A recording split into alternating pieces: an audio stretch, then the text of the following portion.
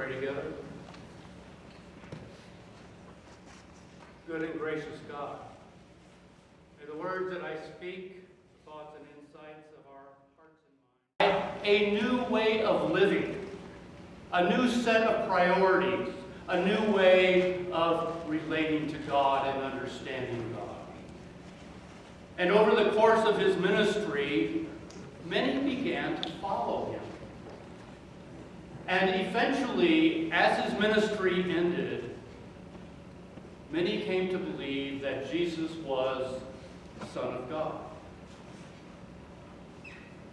But even as the early Christians believed that Jesus was the Son of God, they didn't really totally understand what that meant. They struggled with the how and the why and the when of Jesus becoming Son of God. And indeed, it may surprise you to know that the church, the early church, changes its mind several times about this question of Jesus being Son of God and when exactly that happened. The earliest Christians believed that Jesus became the Son of God at his resurrection. If you go to Romans 1, verse 4, it says, Jesus was declared Son of God with power at his resurrection from the dead. Now, Romans, that passage, is written well before the Gospels. This is one of the earliest writings of Scripture. They believe that at his resurrection, Jesus becomes Son of God. But by the time the first Gospel, Mark, comes along, they've changed their minds, or at least Mark has. And he believes that Jesus became Son of God at his baptism. By the time we get to Matthew and Luke, which come quite a bit later, they believe that Jesus became Son of God at his birth. And when you go to the Gospel of John, which is what I read for you this morning, what's the answer? John has come to the conclusion, the same conclusion, honestly, that the children came to this morning. The conclusion that if Jesus is Son of God in any true sense of the word, and not just some junior God or Godette, if he is truly God, then he had to pre-exist before all time, being co-equal, we would say, with God the Creator. So the church, and especially the theologians in the church, like Paul and Luke and John, they struggle with this issue of what it means that Jesus is Son of God. But even for them, this is not the big issue. This is not their number one priority. What they focus on mostly in their writings are what it means to be a follower of Jesus, what that looks like, and why that's important. And certainly for the everyday Christian of the early church, this was not a matter that they gave a lot of thought to.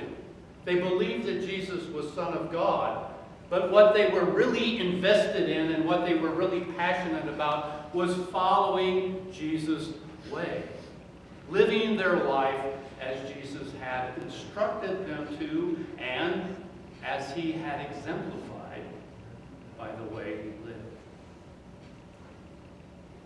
Even Jesus himself, if you take a look at the Gospels, is not particularly interested in defining who he is. Jesus does not set out systematic theology or orthodoxy. Jesus does not go about the task of helping people understand who he is. Much more, he does not call them to define him or even understand him. What does Jesus call his first disciples to do? To follow And Jesus himself says at one point in time, "Not everyone who calls me Lord, Lord, is going to enter the kingdom of heaven. But who? But those who do the will of the Father who is in heaven." In other words, the key to being a part of my family, a part of my kingdom, is not having proper theology. It is living life the way you have been called to live it.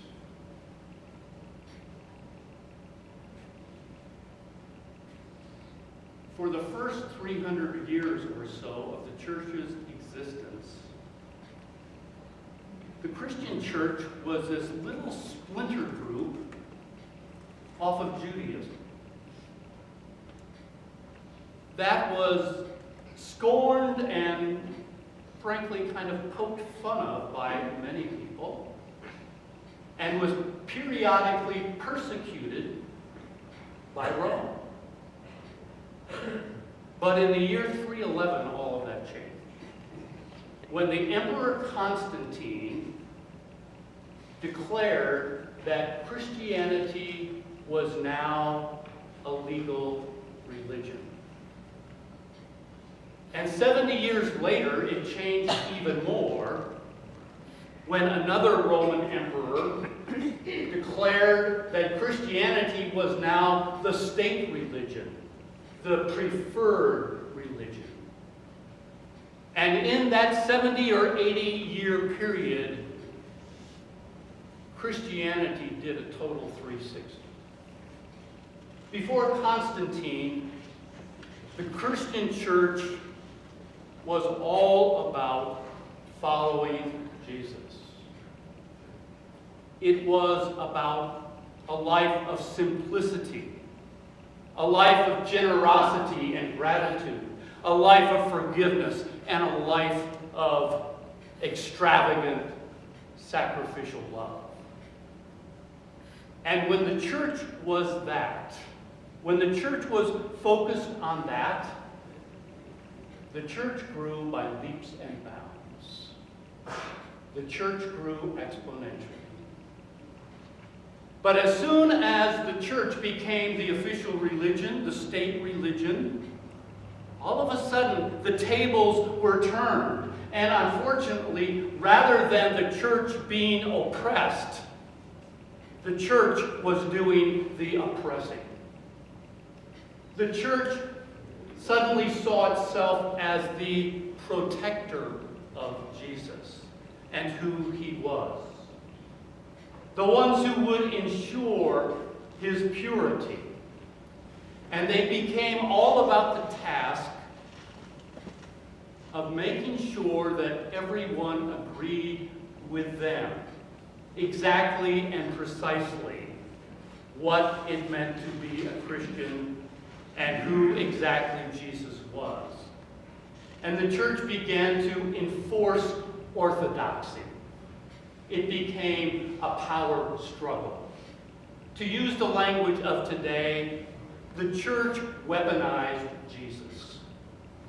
The church used Jesus as a tool to keep the power structure in control and to keep those who disagreed with them outside of the church.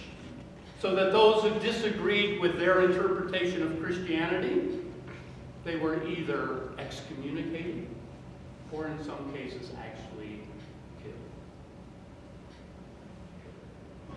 That's been going on now, folks, for about 1,600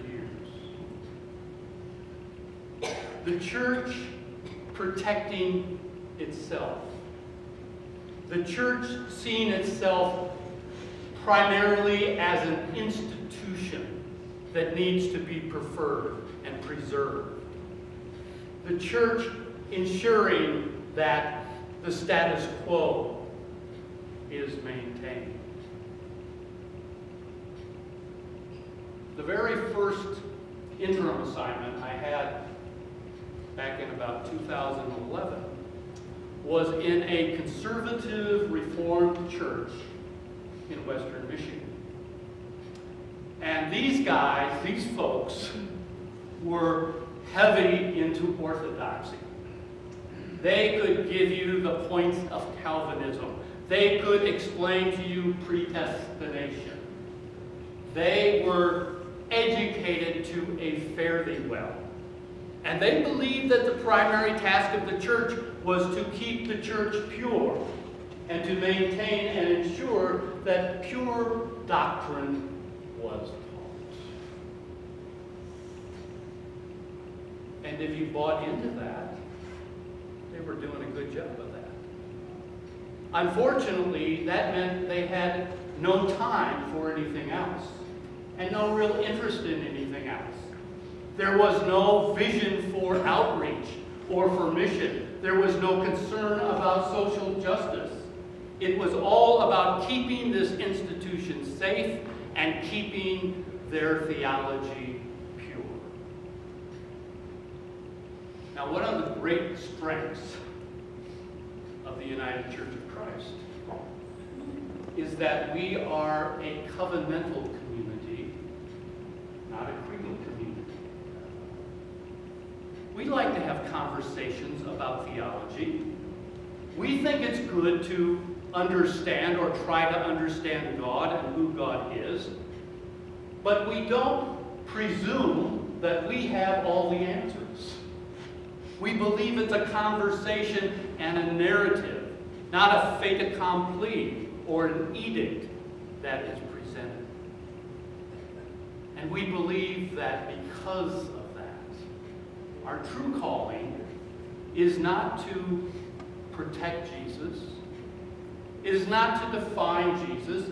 It is not to weaponize Jesus, certainly. Our primary calling is to follow Jesus. That's what it's all about.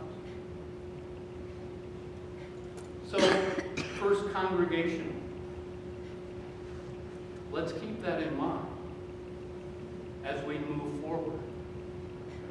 As we set priorities. As we look at how we use our time and energy and resources and money. Are we merely preserving the status quo? Are we simply using an institution to maintain what makes us comfortable? Or are we authentically and seriously and radically committed to following the way of Jesus? To being the church, not an institution, but a group of people following the Christ. In the name of the Father, Son,